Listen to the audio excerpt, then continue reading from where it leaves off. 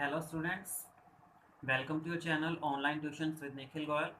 Let's start our topic Coordinate Geometry, Class 10th, Chapter number 7. इस chapter का आज हम क्वेश्चन नंबर 5 करेंगे, जिसमें आपको एक डायग्राम दिया गया है। आप इस डायग्राम को बुक में क्लियरली देख सकते हैं। इस क्वेश्चन में आपको दिया गया है कि इन अ क्लास, एक क्लास में there are four friends A, B and C and D sitting in some position. A, B, C और D कुछ स्पेसिफिक पोजीशंस पर बैठे हुए हैं एज शोन इन ग्राफ, जैसा कि ग्राफ में शो किया गया है। Two friends enter the class, दो फ्रेंड्स क्लास में आते हैं। After viewing for some time, थोड़ा टाइम देखने के बाद, कुछ मिनट देखने के बाद, फर्स्ट फ्रेंड सेज, पहली फ्रेंड बोलती है, first friend talk to second, पहली फ्रेंड दूसरी फ्रेंड को बोलती है, don't you think A B C D is a square, क्या तुमको नहीं लगता कि जो ए बी सी और डी की पोजीशन है, इन पोजीशंस को मैच करने से एक स्क्वेयर बनता है, एक वर्ग बनता है। बट सेकंड फ्रेंड, जो सेकंड फ्रेंड है, is does not agree, second friend उससे एग्री नहीं करती, वो डिसएग्री करती है, वो उससे सहमत नहीं है। By using distance formula tell who is true which is correct. By using distance formula, दूरी सूत्र का प्रयोग करके हमें बताना है, डिस्टेंस फॉर्मूला का यूज करके हमें बताना है कि दोनों फ्रेंड में से कौन करेक्ट है, फर्स्ट फ्रेंड करेक्ट है या सेकंड फ्रेंड करेक्ट है। तो ये आपको अपनी बुक में ये डायग्राम क्लियरली देखना है और फिर इन सभी की पोजीशन चेक करनी है। ए की पोजीशन क्या है, इन पोजीशंस को चेक करने के लिए आपको नीचे वाली लाइन को, हॉरिजॉन्टल लाइन को एक्स एक्सिस लेके चलना है और वर्टिकल लाइन को वाई एक्सिस लेके चलना है। फिर इनके पॉइंट्स हम जब चेक करते हैं तो इन जनरल हम किसी भी पॉइंट्स को x, y की फॉर्म में लिखते हैं। तो a की जो पोजीशन होगी उसमें हम सबसे पहले यहाँ पर x का पॉइंट लिखेंगे उसके नीचे से, और y का पॉइंट लिखेंगे उसके लेफ्ट साइड से।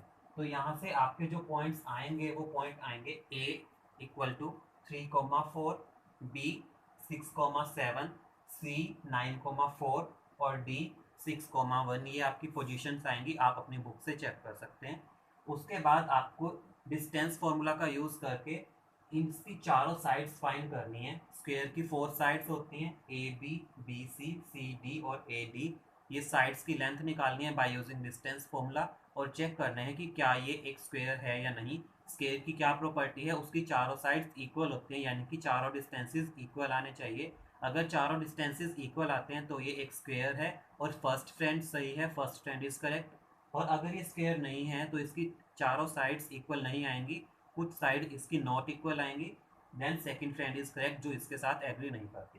सो let's start by using distance formula. Distance formula का यूज करके स्टार्ट करते हैं। सो डिस्टेंस फॉर्मूला,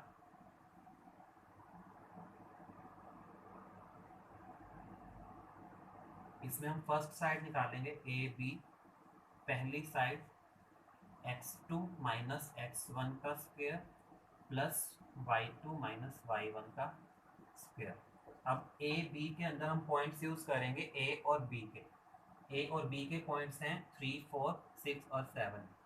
6 और 7 है x2 y2, 3, 4 है x1 y1। यहाँ से x2 माइनस x1 6 माइनस 3 का स्क्वायर plus y2 minus y1 7 minus 4 का square and square root is equal to 6 minus 3 3 square plus 7 minus 4 3 square.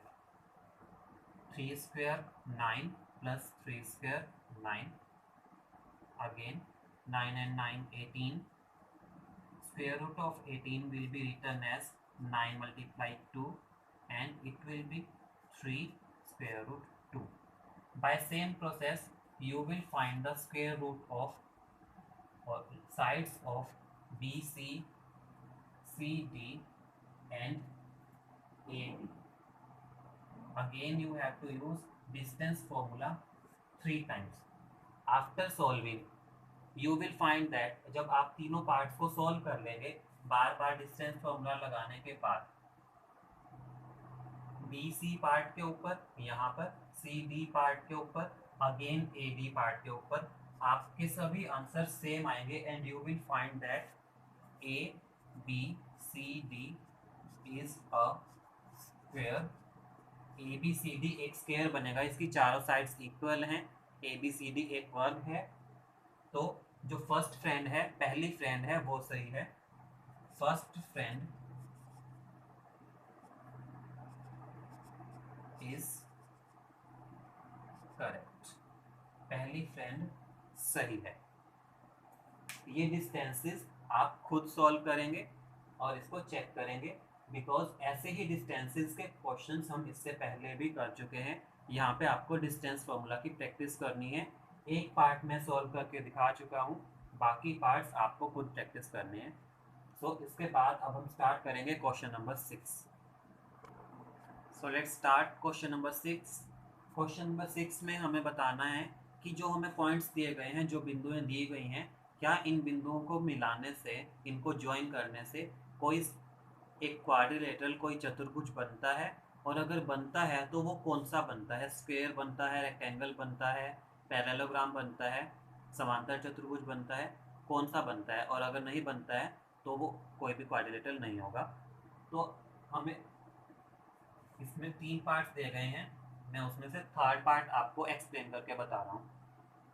ये भी हमें एक्सप्लेन करना है by using distance formula. So in points को हम नाम दे देंगे पॉइंट ए, बी, सी और डी। अब सबसे पहले डिस्टेंस निकालेंगे ए बी का। ए और बी के अंदर डिस्टेंस फॉर्मूला लगाएंगे, x2 minus x1 square plus y2 minus y1 square. x2 minus x1 7 minus 4 plus y2 minus y1 6 minus 5। On solving इसको सॉल्व करेंगे, 7 माइनस 4 3, 6 माइनस 5 1, 3 का स्क्वायर 9, 1 का स्क्वायर 1, तो ये कितना आ गया 10। इसके बाद नेक्स्ट पार्ट करेंगे बी सी।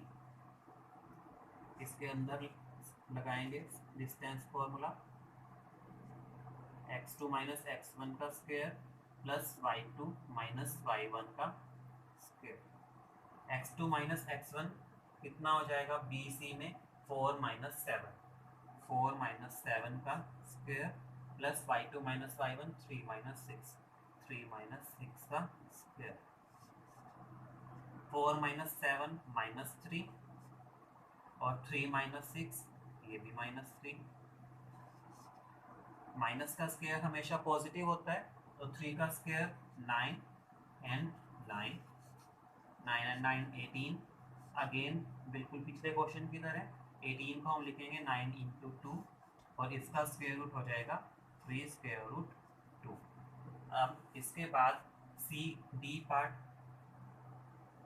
सी डी में distance formula x2 minus x1 का स्क्वायर प्लस y2 माइनस y1 का स्क्वायर।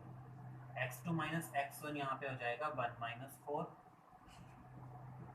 प्लस y2 माइनस y1 रहेगा 2 माइनस 3,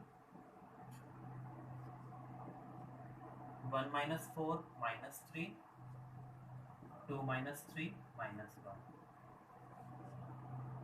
अब 3 का स्क्वायर, नेगेटिव का स्क्वायर हमेशा पॉजिटिव चलेगा, अभी अभी बताया था। 3 का स्क्वायर 9, 1 का square 1 and 9 and 1 square root 10, ये दोनों सेम आ गए हमारे। इसके बाद लास्ट पार्ट ए और डी को यूज करेंगे हम, ए डी में डिस्टेंस फॉर्मूला। अब यहाँ पे again x2 minus x1 plus y2 minus y1 का स्क्वायर। यहाँ पर x2 माइनस x1 हो जाएगा 1 माइनस 4 और y2 माइनस y1 हो जाएगा 2 माइनस 5, 1 माइनस 4 और 2 minus 5। So 1 minus 4 minus 3 and 2 minus 5 minus 3 का स्क्वायर। यू कैन सी, आप देख सकते हैं ये दोनों पार्ट, इस माइनस 3 का स्क्वायर माइनस 3 का स्क्वायर दोनों सेम है। दैट मीन्स इससे आगे का पार्ट बिल्कुल सेम सॉल्व होगा। 9 plus 9 then 18 then 9 into 2 then 3 square root 2। यहाँ से हमें क्या बात पता चली? That two of sides are equal. कौन कौन कौन सी side, A B is equal to C D and B C is equal to A B. अब दो साइड हमारे कौन से क्वाड्रिलेटरल में, कौन से चतुर्भुज में बराबर होती है?